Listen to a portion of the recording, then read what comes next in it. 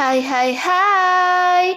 Selamat datang kembali di channel Min Donghua. Kali ini kita akan melanjutkan cerita Donghua, Apotesis. Nggak pakai lama lagi, langsung aja kita ke ceritanya. Cekidot.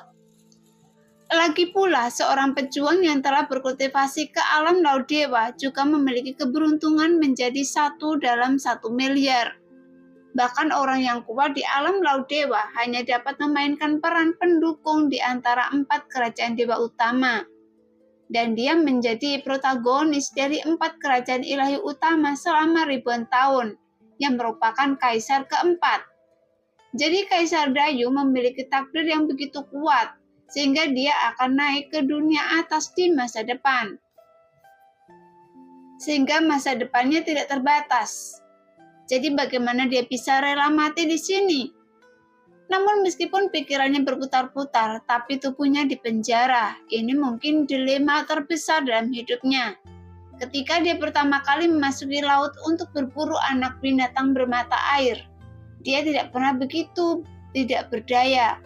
Dan dia hampir tidak memiliki kekuatan untuk melawan di depan orang-orang ini. Jadi sekarang Kaisar Dayu tidak dapat memikirkan cara untuk memecahkan situasi meskipun dia memikirkannya.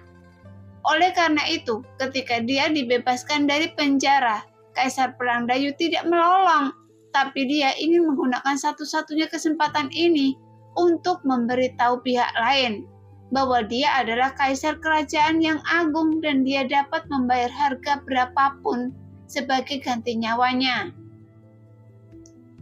Namun kali ini, Hapeng mengayunkan pancing di tangannya, dan dia tidak bermaksud membuang mayat-mayat itu ke dalam lubang, melainkan menggantungnya di atas untuk memancing makhluk di bawah.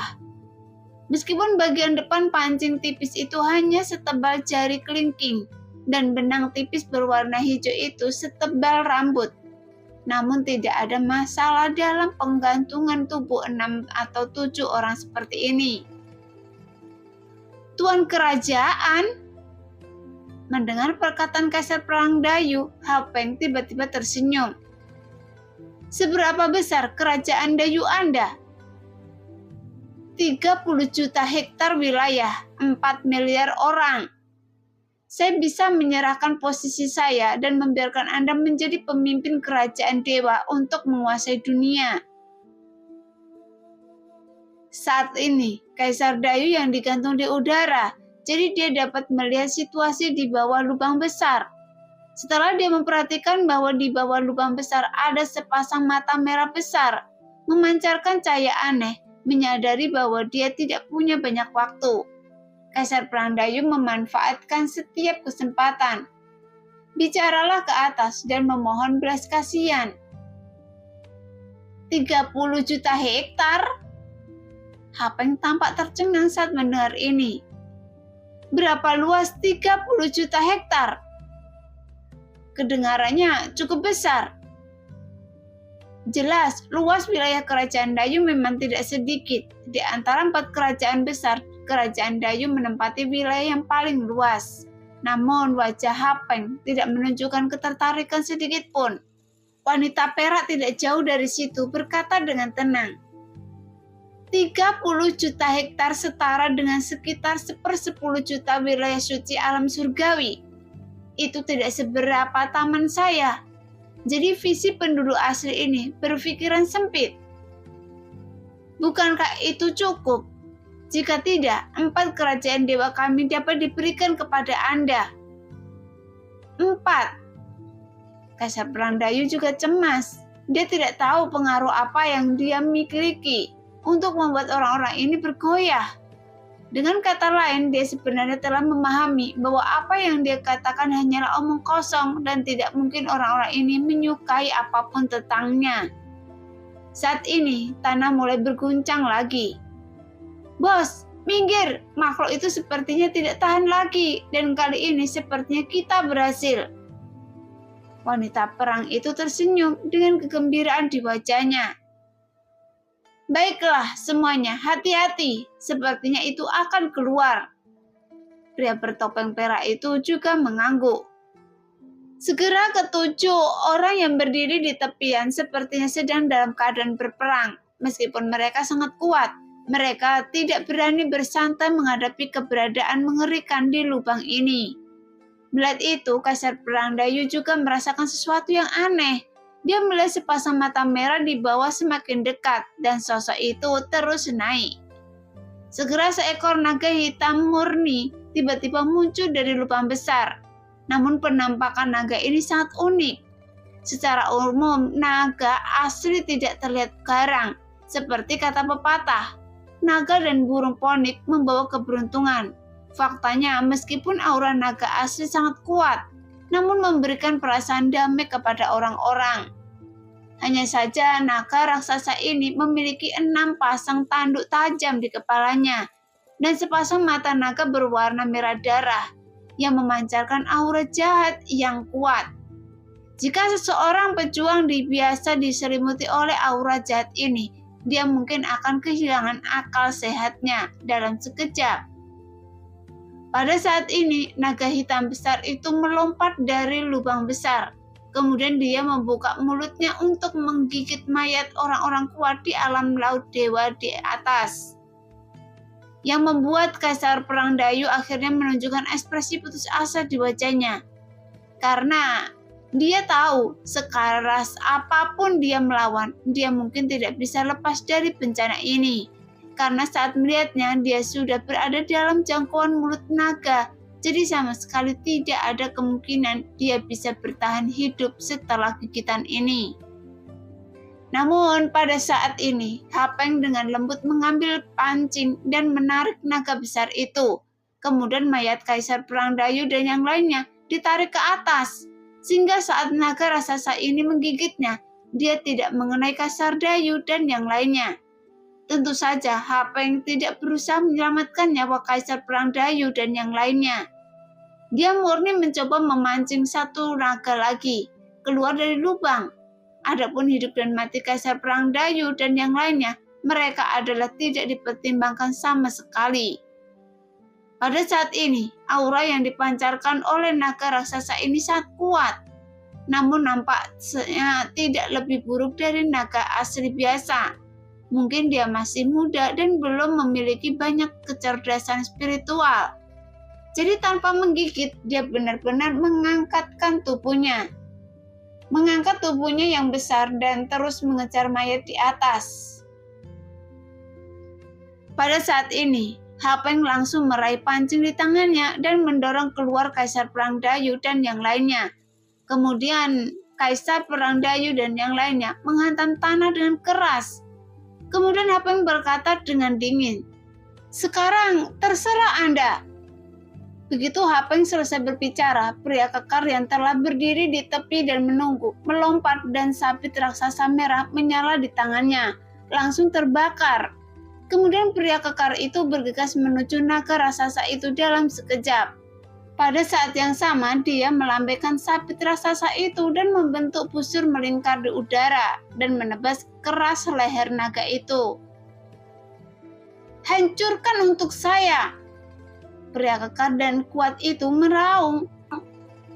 Naga raksasa ini memang sebanding dengan naga sungguhan. Kekuatan yang dilepaskan oleh pukulan pria kekar dan kuat ini bahkan membuat Loseng diam-diam ketakutan, karena kekuatan yang terkandung di dalamnya sulit diperkirakan.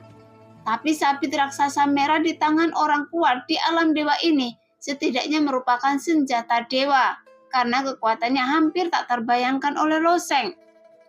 Tetapi bahkan tebasan kuat ini yang mengenai sisik naga itu hanya meletus dengan api yang dahsyat dan suara emas dan besi, tetapi tidak memotong leher naga itu. Pertahanan yang sangat kuat. Naga macam apa ini? Loseng menghela nafas dan kemudian bertanya. Sejak awal, Feng Nianyun sepertinya sudah berhenti berbicara dan hanya menatap kosong ke arah naga raksasa di dalam lubang. Melihat Feng Nianyun tidak menanggapinya, Loseng hanya bisa berkata lagi, "Hei, kenapa Anda tidak bicara?" Setelah beberapa saat, Feng Nianyun berkata, "Pantas saja monster berbentuk naga itu harus dipanggil oleh benda ini. Saya benar-benar tidak menyangka setelah terjebak di sini selama bertahun-tahun, saya akan menunggu sampai hari ketika naga jahat itu muncul. Naga jahat? Lo Sheng sedikit terkejut dan bertanya, tapi Fen Yanjun tidak mendengar perkataan Lo Sheng dan hanya bergumam pada dirinya sendiri. Masih salah, kenapa naga jahat muncul di dunia? Ada telur naga leluhur yang tersembunyi di tanah suci klan pembuluh darah naga. Apakah telur naga leluhur ini menetas dan kemudian naga jahat ini muncul? Tidak, ini tidak mungkin. Hei, apa itu naga jahat? Lo Sheng bertanya lagi. Baru kemudian Fen Yanjun bereaksi dan langsung berkata, naga jahat adalah kebalikan dari naga leluhur dan itu adalah warisan keyakinan yang diturunkan dari ras kita. Warisan keyakinan yang didapat? Lo Sheng bertanya dengan rasa ingin tahu. Fen Yanjun kemudian berkata, sebenarnya apakah mereka naga leluhur atau naga jahat? Mereka seharusnya tidak ada di antara langit dan bumi. Itu hanyalah imajinasi dari klan naga saya yang sebenarnya. Hal-hal fantasi? Lo Sheng merasa semakin dia mengerti, karena masalah ini semakin misterius. Tapi Fen Yanjun memahami Lo Sheng. Sebagai seorang pejuang di alam bawah, pengetahuan Lo Sheng tentang hal-hal tertentu di alam atas masih sangat terbatas. Jadi dia berkata dengan agak aneh, bukankah kakek ketujuh memberitahu Anda bahwa fantasi itu ada? Jadi tidak mengherankan seperti yang Anda sebut visualisasi. Jika Anda lebih banyak memvisualisasikan, Anda dapat menggunakan energi sejati Anda untuk memvisualisasikan apa yang Anda inginkan. Kemudian makhluk yang tak terhitung jumlahnya dalam suatu ras dapat menggunakan keinginan spiritual mereka untuk berpikir terlalu banyak. Dan mereka dapat melahirkan hal-hal yang tidak ada. Fen Yanjun menjelaskan dengan ringan. Misalnya, rahasia sekte ras manusia Anda adalah kumpulan untuk memikirkan 1 triliun makhluk hidup. Tentu saja disebut keyakinan pada sekte esoteris ras manusia, percaya pada embrio pedang yang tak ada. Setelah menghabiskan 100.000 tahun keyakinan, akhirnya mereka memperoleh pedang itu. Embrio pedang akan ditempa oleh ahli pedang terkuat dari ras manusia Anda menjadi senjata super dewa. Jika seorang pejuang ingin mengubah energi aslinya, dia harus mengadakan visualisasi. Misalnya untuk mengubah hakikat sejati menjadi pedang. Anda perlu menemukan pedang yang sangat besar dan terus memvisualisasikannya. Semakin serius Anda memvisualisasikannya dan semakin lama waktunya, semakin tajam pedang tersebut ketika hakikat sejati berubah. Namun visualisasi semacam ini juga perlu didasarkan pada hakikat yang sebenarnya. Karena hakikat yang sebenarnya itu sendiri dapat terbentuk.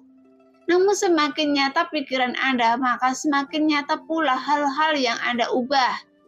Setelah melepaskan diri dari esensi sejati, Anda tidak dapat benar-benar menemukan pisau. Bahkan jika Anda memikirkannya. Sekarang apa yang dikatakan Fen Yanjun mengumpulkan triliunan orang untuk memvisualisasikan sesuatu dan kemudian menganggapnya hidup. Sehingga terdengar luar biasa. Bahkan itu sudah di luar pemahaman Lo Sheng. Bisakah Anda membuat senjata ajaib dari udara tipis? Lo Sheng bertanya dengan heran. Fen Yanjun berkata dengan tenang. Tidak ada yang aneh dengan hal ini. Naga leluhur adalah keyakinan positif dari klan naga sejati saya. Sehingga kelahiran naga leluhur dapat membawa kemakmuran bagi klan naga sejati. Lupakan saja. Jika Anda percaya pada naga leluhur, mengapa naga jahat ini lahir sekarang? Mungkinkah ada banyak makhluk di klan naga sejati yang percaya pada naga jahat? Lo Sheng bertanya dengan rasa ingin tahu. Fen Yanjun terus menjawab.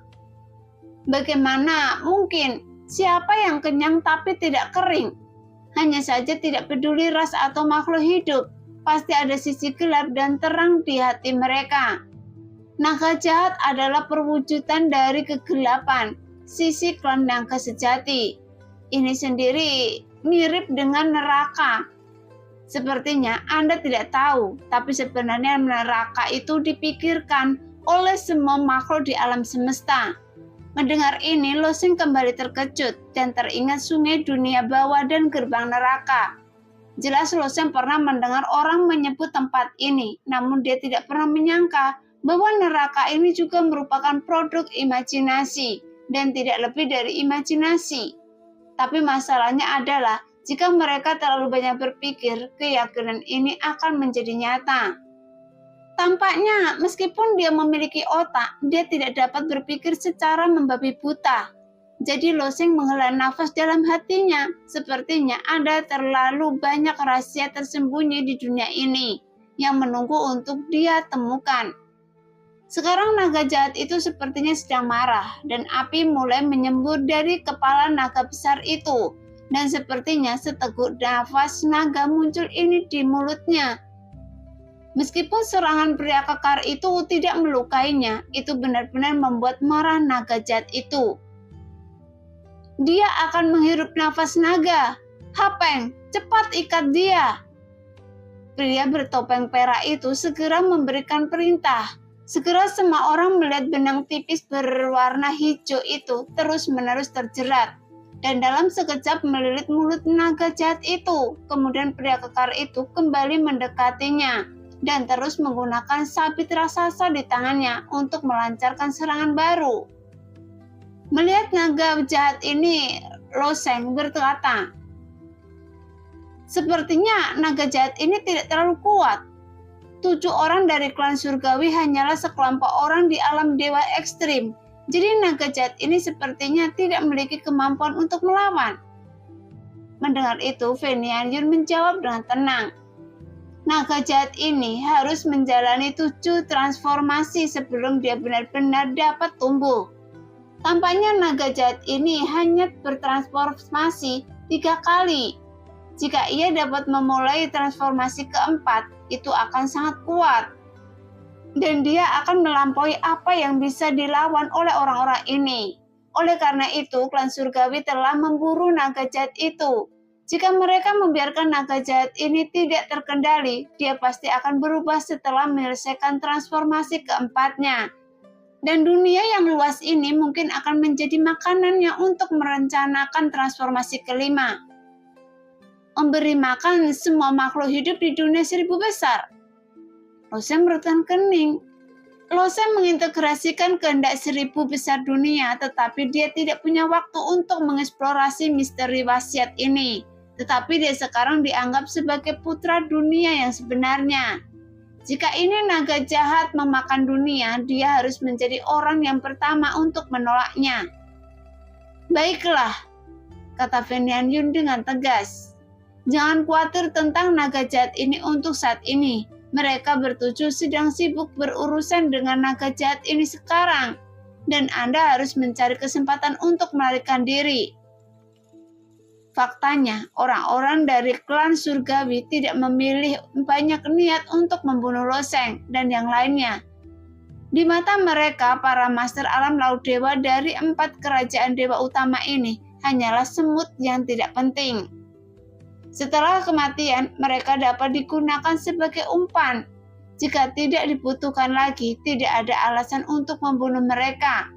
Tetapi karena klan surgawi disebut mengembalikan ke titik nol, dan mereka bahkan mencoba untuk berhenti mendengar tentang reinkarnasi. Jadi sangat mungkin bagi mereka membunuh para prajurit dari 4 kerajaan dewa utama. Setelah merawat naga jahat, sekarang Loseng tidak bisa menyelamatkan dirinya sendiri sekarang. Jadi melarikan diri mungkin adalah satu-satunya pilihan.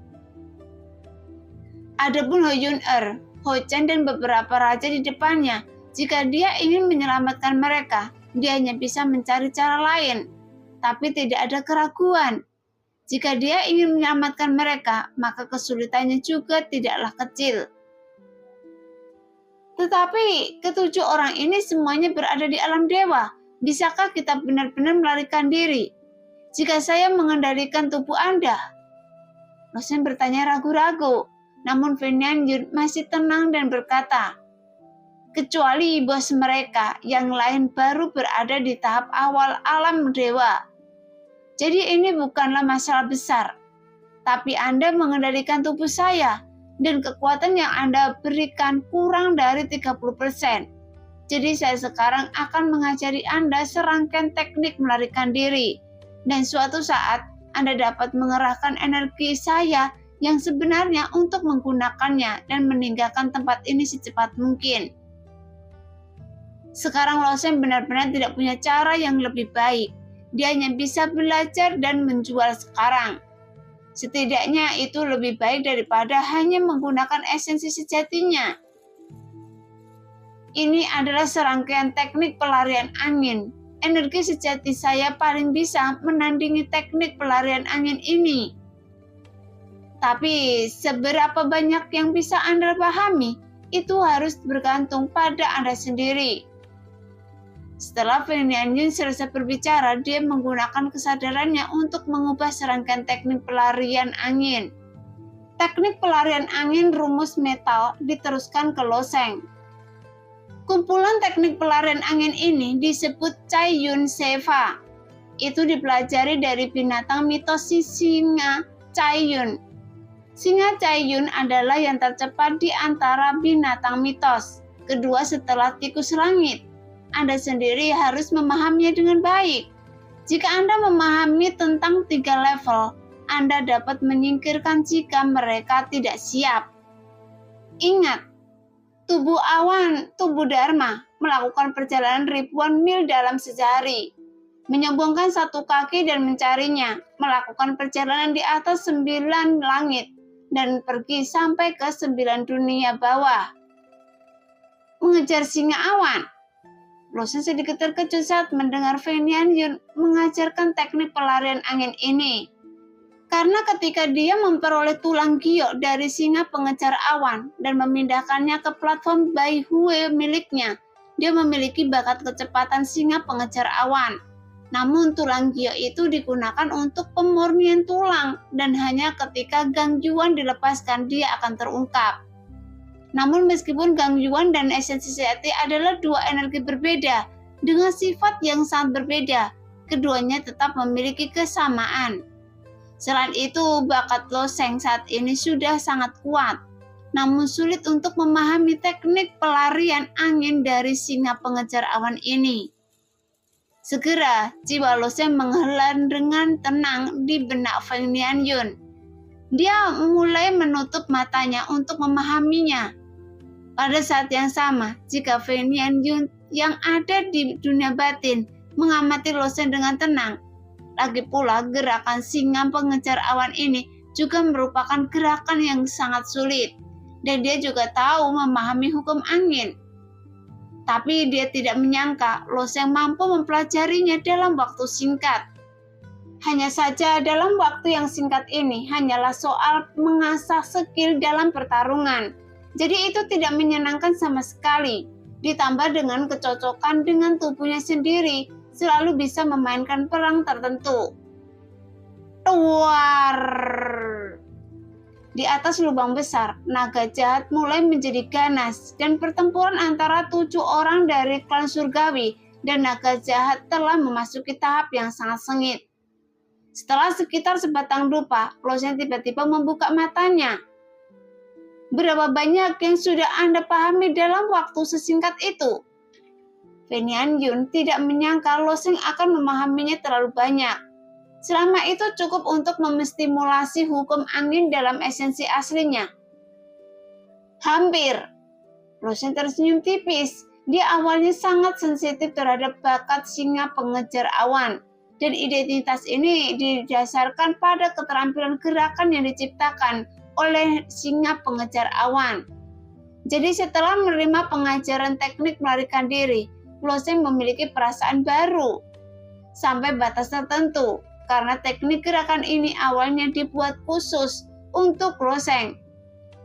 Pada saat ini, naga jahat itu melepaskan diri dari belenggu Hapeng dan meledak dengan raungan naga yang keras. Seluruh tubuhnya muncul dari lubang besar dan berputar ke arah langit. Luolin, tahan! Jangan biarkan dia lolos, Peor. lepaskan kekuatan penjara. Melihat pemandangan ini, mata Feng Nianjun berbinar dan dia berkata, "Sekarang adalah kesempatan untuk pergi. Apakah Anda siap?" "Baiklah." Lo Sheng mengangguk. Pada saat ini dunia batin Feng Nianjun tiba-tiba meraung dan kekuatan tak terlihat sekali lagi menutupi tubuhnya. Namun dia mampu mengeluarkan kekuatan penahan wanita berambut perak itu. Saat kekuatan kurungan dihilangkan, Lo Sheng tiba-tiba merasa bahwa jiwa terhubung ke tubuhnya lagi. Pada saat ini, energi sebenarnya dalam tubuh dengan cepat dimobilisasi oleh Lo Sheng. "Hah?" Wanita berambut perak yang bernama PR awalnya memusatkan seluruh perhatiannya pada naga jahat. Tetapi sekarang dia menemukan bahwa kekuatan penahannya tampaknya telah gagal. Kemudian dia menemukan bahwa sosok Lo Sheng melayang angin yang tak terlihat, dan dia menghilang dalam sekejap. Karena meskipun orang-orang dari klan surgawi ini memusatkan seluruh perhatian mereka pada naga jahat, hilangnya Lo Sheng yang tiba-tiba masih menarik perhatian mereka. Seekor tikus kecil lari. "Adik perempuan, sepertinya itu yang Anda suka." Pemuda berbaju hitam berkata sambil tersenyum, namun pria bertopeng perak berkata, "Jangan biarkan dia berlari. Jika tidak, akan buruk jika dia menghancurkan penetasan telur naga leluhur." Sekarang ada ekspresi terkejut di wajah wanita perak itu, dan bunga di matanya berputar sedikit. "Saya telah meminta King Feng untuk memasang penghalang di atas telur naga leluhur. Jadi bukankah tidak semudah itu untuk dihancurkan? Tapi sebaiknya saya menangkapnya." Setelah selesai berbicara, dia terkekeh dengan tawa seperti lonceng perak dan mengejar ke arah di mana Lo Sheng berlari. Saat ini, Lo Sheng dengan panik memobilisasi esensi sejati dalam tubuh Feng Nianjun dan terus-menerus menstimulasi hukum angin, dan sosoknya seperti anak panah yang melesat di udara. Orang ini di dunia batin, Feng Nianjun sangat terkejut saat ini karena dalam kurun waktu sesingkat itu bisa memahami 3 pencapaian Zhui Yun. Itu juga sudah sangat mengesankan. Meskipun nyatanya dia tidak berharap banyak, tapi dia mengajarkan gerakan ini kepada Lo Sheng dengan mentalitas biasa saja. Tapi apa yang tidak pernah disangka oleh Feng Nianjun adalah Lo Sheng hampir menguasai teknik tubuh Zhui Yun dalam waktu sesingkat itu. Jadi seberapa berbakatnya orang ini? Meskipun dia sudah tahu bahwa 9 naga sejati telah hidup dalam pikiran Lo Sheng, bahkan orang yang dapat dipilih oleh kakek kesetujunya pasti bukan orang yang sederhana. Tetapi bakat yang ditunjukkan oleh Lo Sheng masih tidak dapat diterima oleh Feng Nianjun. Karena bahkan di dunia naga sejati, di mana terdapat begitu banyak orang jenius, dia belum pernah melihat pria dengan bakat mesum seperti itu. Sekarang dalam satu batang rupa, dia memahami 70% teknik tubuh Zhui Yun. Tidak, 80%. Bahkan saya khawatir lebih dari itu. Karena garis hitam yang terbentang di belakang orang ini adalah pemandangan yang hanya muncul ketika singa mengejar awan menekan angin secara ekstrim. Sambil berlari dengan liar, meskipun Feng Nianjun mampu mengerahkan 100% efek gerakan Zhui Yun, rangkaian teknik ini hanya diciptakan untuk meniru bakat binatang mitos singa pengejar awan. Jadi ketika singa pengejar awan berlari dengan liar, dia menyeret garis hitam tipis di belakangnya, seperti kuas yang menyapu garis hitam di udara. Bahkan Feng Nianjun sendiri tidak dapat melakukan ini. Tetapi Lo Sheng sepenuhnya mengintegrasikan teknik gerakan Cai Yun hanya dalam satu batang rupa, dan bahkan menyadari tingkat yang lebih tinggi. Jadi ini benar-benar tidak bisa diterima oleh Feng Nianjun. Hanya saja Lo Sheng tidak tahu bahwa hati Feng Nianjun sangat berfluktuasi. Dia mendesah bahwa tubuh fisik alam dewa memang kuat, dan esensi sejati dalam tubuh sangat murni. Secara umum, karakteristik esensi sejatinya tidak lama, tapi dia merasa bahwa kekuatan ledakan energi sebenarnya di tubuh Feng Nianjun sebanding dengan gangguan miliknya. Sekarang di bawah kecepatan seperti itu, Lo Seng sudah berpikir menunjuk pintu keluar tanah suci Tianyun dalam beberapa nafas dan langsung menuju lengkungan. Namun karena kecepatannya terlalu cepat, Lo Seng bahkan tidak punya waktu untuk memeriksa situasi lengkungan dan langsung bergegas menuju lengkungan. Sebagai hasilnya, dia melewati lengkungan dengan mudah dan menemukan bahwa dia tidak memasuki saluran transmisi, tapi melewati langsung melalui lengkungan. Sial, saluran transmisi ditutup. Lo Seng tiba-tiba terkejut. Saat memasuki tanah suci Tianchen, mereka mengendalikan dua kunci berbentuk naga untuk mengaktifkan lengkungan tanah suci Tianchen, sehingga mengaktifkan saluran transmisi di lengkungan tersebut. Tetapi sekarang, saluran transmisi tersebut telah menghilang. Jadi tanpa membuka saluran transmisi, lingkungan ini hanyalah hiasan untuk Lo Seng. Segera setelah itu terdengar tawa seperti lonceng perak. Anda kaget ya? Ayo ikut saya kembali dengan patuh dan saya tidak akan membunuh Anda. Lo Seng merutkan kening dan berkata, saya tidak punya keluhan dengan Anda. Apakah perlu Anda mengejar saya? Siapa bilang Anda punya dendam terhadap kami? Saya menyukai Anda, jadi Anda harus mengikuti saya dengan patuh. Apakah Anda mengerti? Wanita perak itu terkekeh dan berkata, setelah kita menyelesaikan masalah ini di sini, saya bisa mengantar Anda ke sebuah tempat di dunia yang luas ini. Lagi pula jalur kenaikan telah dihancurkan, jadi Anda tidak ingin terjebak di sini selama sisa hidup Anda, kan? Mendengar itu, ada ekspresi aneh di wajah Lo Seng, karena selera wanita perak ini sangat aneh, dan dia sebenarnya menyukai wanita. Sepertinya wanita ini tertarik pada Anda. Lo Seng tersenyum pada Fen Yanjun, namun setelah Lo Seng selesai berbicara, tiba-tiba dia mendengar teriakan Fen Yanjun yang datang dari dunia batin. Biarkan dia mati. Jangan bergerak, ikuti saya dengan patuh. Suara wanita perak itu tiba-tiba menjadi lebih lembut, dan bunga di matanya kanannya berputar dan perlahan mendekati Lo Seng. Pada saat ini mata Lo Seng melembut dan dia lupa untuk melarikan diri. Bahkan dia berdiri di sana dengan pandangan kosong. Di mata Lo Seng, wanita perak itu berubah menjadi kecantikan di dunia, dan seluruh dirinya memancarkan warna cerah dan tak terlukiskan yang memberikan daya tarik yang besar bagi Lo Seng. Tepat ketika Lo Seng tetap di tempatnya, dia tiba-tiba merasakan sengatan yang tajam. Tetapi dia terbangun dalam sekejap. Anda terpesona olehnya. Lari! Fen Yanjun berteriak. Pada saat wanita perak telah mendekati Lo Seng, mata wanita perak itu menunjukkan tatapan lembut, dan dia sebenarnya ingin mengulurkan tangan dan menyentuh wajah Lo Seng. Namun saat dia bangun, Lo Seng meninju, dan pada saat yang sama, dia mengaktifkan energi sebenarnya di dantiannya. Kemudian seluruh tubuhnya tiba-tiba berubah menjadi angin kencang dan langsung menghilang di tempat. Di bawah suara mendesing, Lo Seng sudah berada ratusan kaki jauhnya dari wanita perak itu dalam sekejap mata. Tapi wanita perak itu tampaknya tidak terburu-buru, tapi dia masih mengikuti Lo Seng dengan tidak tergesa-gesa. Karena di mata wanita perak, alam rahasia Tianchen ini hanyalah tempat seukuran telapak tangan.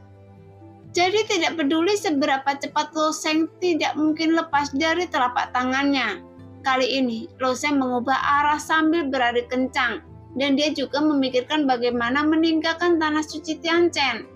Meskipun sebelum masuk ke tanah suci Tianchen melalui susunan teleportasi, tanah suci Tianchen ini masih dibangun di Laut Suci Tianyu dan tidak bisa berada di tempat lain.